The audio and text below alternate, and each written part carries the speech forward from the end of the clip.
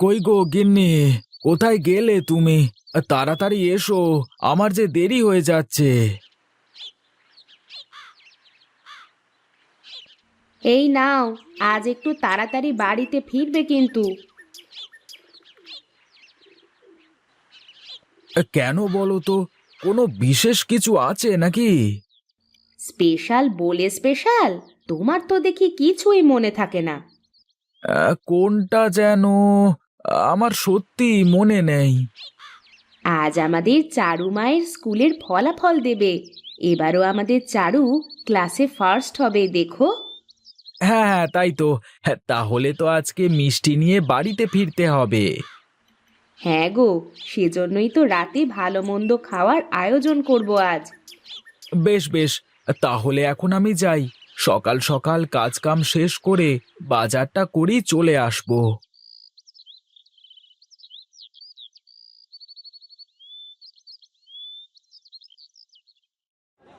জলদি জলদি হাত চালাও সবাই। এভাবে কাজ করলে তো বাজার শেষ হয়ে যাবে, কিন্তু কাজ তো শেষ হবে না।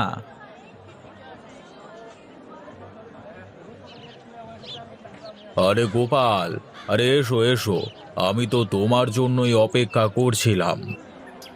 কেন দাদা, কোথাও যাবেন নাকি? বন্দরে জাহাজ ভিড়েছে, সেখান থেকে গাড়ি লোড করে মালগুলোকে আনতে হবে।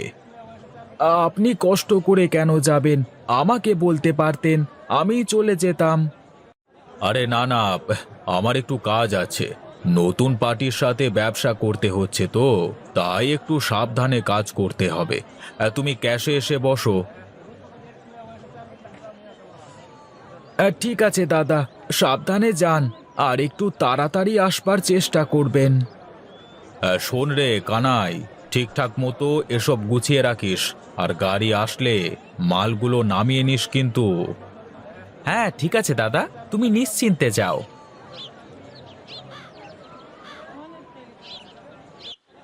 যার ঘোড়া তার ঘোড়া নয়, চেরাগদারের ঘোড়া। এমন ভাবে বসে আছে মনে হচ্ছে ওই মালিক আর আমি কর্মচারী। একবার দাদাকে বলে ব্যবসাটা ভাগ করে নিতে পারলে তখন তোকে বোঝাবো।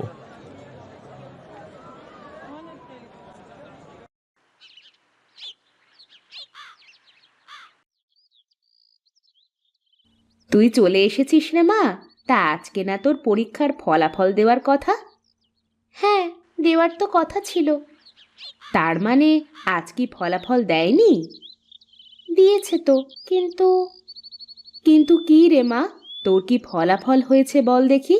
আজ তোর বাবাকে বলে রেখেছি, রাতে বাড়িতে অনেক খাওয়া দাওয়া হবে, মিষ্টি আনতে বলেছি তোর বাবাকে। কিন্তু মা, আমি যে পরীক্ষায় ফার্স্ট আসব, তোমরা আগে থেকে কি করে জানো? ও মা, তুই আমার মা নাকি আমি তোর মা, কোনটা? কেন, তুমি আমার মা আর আমি তোমার লক্ষ্মী মেয়ে। এই দেখো মা, সবার থেকে বেশি মার্কস পেয়েছি, এজন্য স্কুল থেকে এই পুরস্কার দিয়েছে।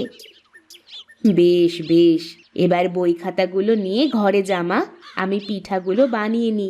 আজ তো অনেক কাজ আমার।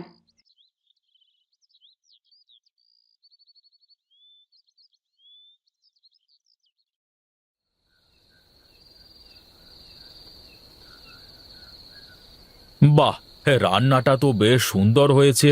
তা এত ভালো ভালো খাবার রান্না করবার কারণটা কি, তা কি জানতে পারি আমি?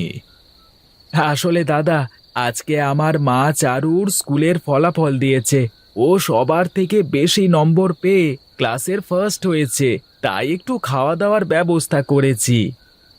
এ তো খুবই ভালো কথা রে। যাক যাক, মেয়েটা বড় হয়ে তোর মুখ উজ্জ্বল করবে। সবই আপনাদের আশীর্বাদ দাদা। আমাদের খারাপ সময় আমাদের পাশে দাঁড়িয়েছেন, এটাই কে কার জন্য করে বলুন? সত্যি দাদা, আপনি যদি না থাকতেন তাহলে হয়তো এতদিনে আমাদের পথে বসতে হতো। ওরে পাগল, দানে দানে পে লিখা হতি হ্যায় খানে ওয়ালে কা নাম। তোর কপালে যা লেখা আছে তা হবেই। দাদা, আমার না একটা কথা ছিল। বলে ফেল বলে ফেল, আমি কি কখনো কোনো কিছুতে না বলেছি তোকে? আসলে দাদা, আমার মনে হয় কানাইদা আমাকে সহ্য করতে পারে না। আপনার অনুপস্থিতিতে আমাকে হয়তো আর আড়তে থাকতে দেবে না। সে অনেক পরের কথা। আমি যতদিন জীবিত আছি ততদিন তো কোনো চিন্তা নেই। আপনার দয়া ছাড়া যে আমরা কিছুই করতে পারবো না দাদা।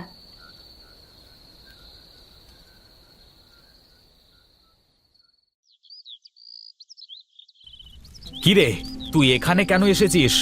আমার দাদার মৃত্যুর জন্য তুই দায়ী। বৌদি দেখেন না, কানাইদা আমাকে কি বলছে, আমার উপর মিথ্যে অভিযোগ দিচ্ছে। কানাই ঠিকই বলেছে, উনার মৃত্যুর জন্য তুমি দায়ী। কাল উনি তোমাদের বাড়ি থেকে খেয়ে এসেই চলে গেল।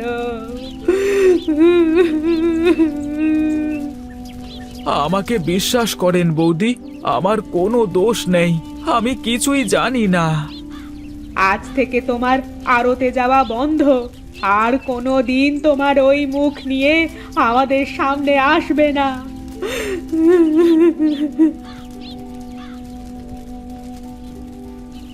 আমার কথা একটু শোনো দাদা, আমি সত্যি বলছি। আমি সব জানি রে পাগল, আমি জানি তুই কিছু করিসনি, তাও তুই অপরাধী। এখন যা, আমার চোখের সামনে থেকে চলে যা, আর কোনো দিন যেন তোর ছায়া আমাদের উপর না পড়ে।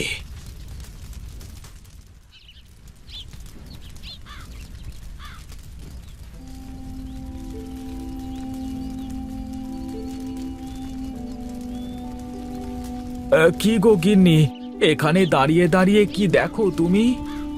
দেখছিলাম লাউ গাছগুলোতে কি লাউ ধরবে, নাকি ঘরের চালের ভাত আর এই শাকসবজি খেয়েই তো এখন দিন কাটাতে হবে। কি থেকে যে কি হয়ে গেল। দেখো, একদিন সব ঠিক হয়ে যাবে। কিছুই ঠিক হবে না গিন্নি, কিছুই ঠিক হবে না। হ্যাঁ, এখন আমি কি করব? আমাকে কে কাজ দেবে? আমরা না হয় গ্রাম ছেড়ে শহরে চলে যাব, সেখানে গিয়ে কিছু না কিছু একটা করে খাবো। বাপের ভিটা ছেড়ে পালিয়ে যাব কাপুরুষের মতো? এর থেকে যে লজ্জার আর কিছুই হয় না। অত চিন্তা করো না তো, কিছু না কিছু একটা হবে। চলো এখন ঘরে চলো তো দেখি।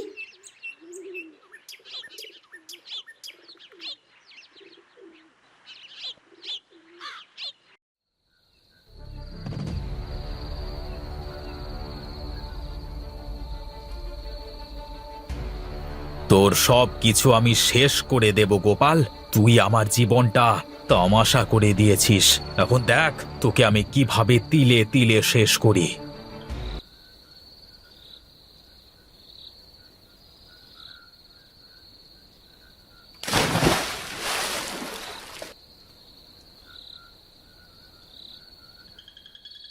নে, এবার দেখি কে তোকে সাহায্য করে। যেভাবে আমি দাদাকে মেরে তোর উপর দোষ চাপিয়ে দিয়েছি, সেভাবেই তোকে আমি এই গ্রাম ছাড়া করব।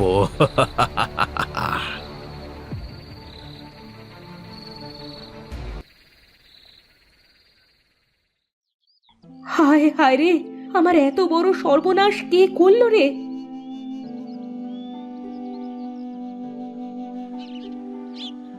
কি হয়েছে গিন্নি, তুমি এভাবে কাঁদো কেন? দেখো, আমাদের লাউ গাছটা কে যেন চুরি করে কেটে নিয়ে গেছে। এখন আমরা কি করব? কি আর করব, কেউ আমাদের সাথে শত্রুতা করে এসব করছে। চলো ওদিকটায় গিয়ে একটু দেখি, আশেপাশে কোথাও গাছপালাগুলো ফেলে রেখে গেছে নাকি।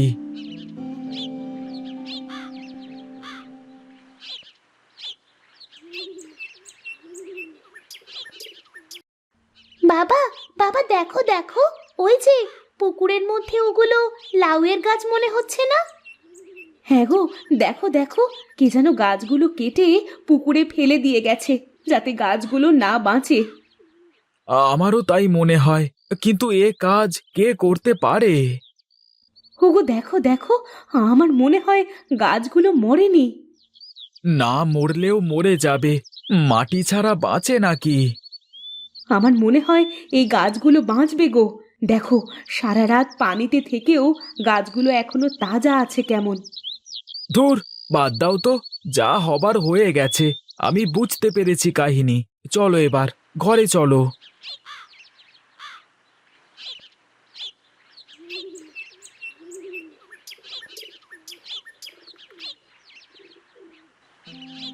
কি গো, মন খারাপ করে বসে আছো কেন?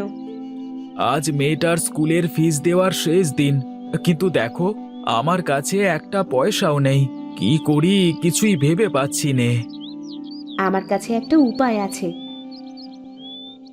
কি বলো গিন্নি, কি উপায় আছে? সে তুমি পুকুর পাড়ে গিয়ে দাঁড়ালেই দেখতে পাবে।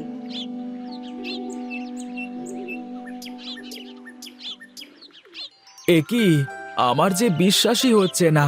পানিতে কি করে লাউ গাছ বাঁচে আর লাউ ধরে? হ্যাঁ, সবই সম্ভব। এবার তুমি লাউগুলো কেটে বাজারে বিক্রি করে মেয়েটার স্কুলের ফিস দিয়ে আসো। হ্যাঁ গিন্নি, হ্যাঁ, আমি যাব। আমার মেয়েকে যে মানুষের মতো মানুষ করতে হবে, তা না হলে যে দাদাবাবুর আত্মা শান্তি পাবে না। নাও, এখন আর দেরি করো না, তাড়াতাড়ি লাউগুলো কেটে বাজারে নিয়ে যাও।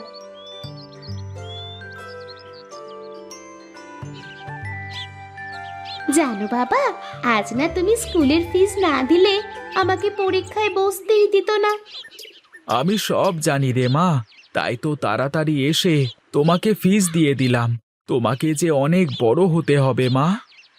তুমি কোনো চিন্তা করো না বাবা, বড় হয়ে আমি সবার উপকার করব, অসহায় মানুষের পাশে দাঁড়াবো। হ্যাঁ রে মা, চল চল এবার বাড়িতে যাই। তোর মা আমাদের জন্য অপেক্ষা করে আছে।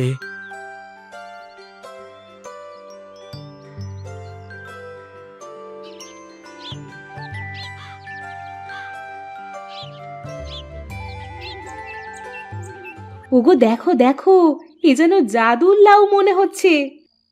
কি বলো কি, জাদুর আবার লাউ হয় নাকি? তুমি যেখান থেকে লাউ কেটে বিক্রি করেছো সেখানে সেখানে আবার লাউ ধরে গেছে। তাহলে এটা জাদু ছাড়া আর কি বলো? সত্যি বলছো গিন্নি? আমার তো বিশ্বাসই হচ্ছে না। বিশ্বাস না হলে একটু তাকিয়ে দেখো ভালো করে। তাই তো, এ তো সত্যি সত্যি জাদু। ওগো, তুমি হাসো কেন?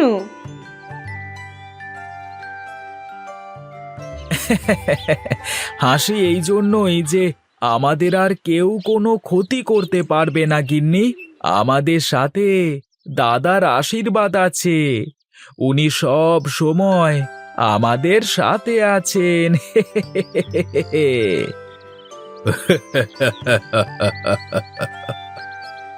শোনো গিন্নি, রাখে হরি তো মারে কে। চলো চলো ঘরে যাই, ঘরে যাই।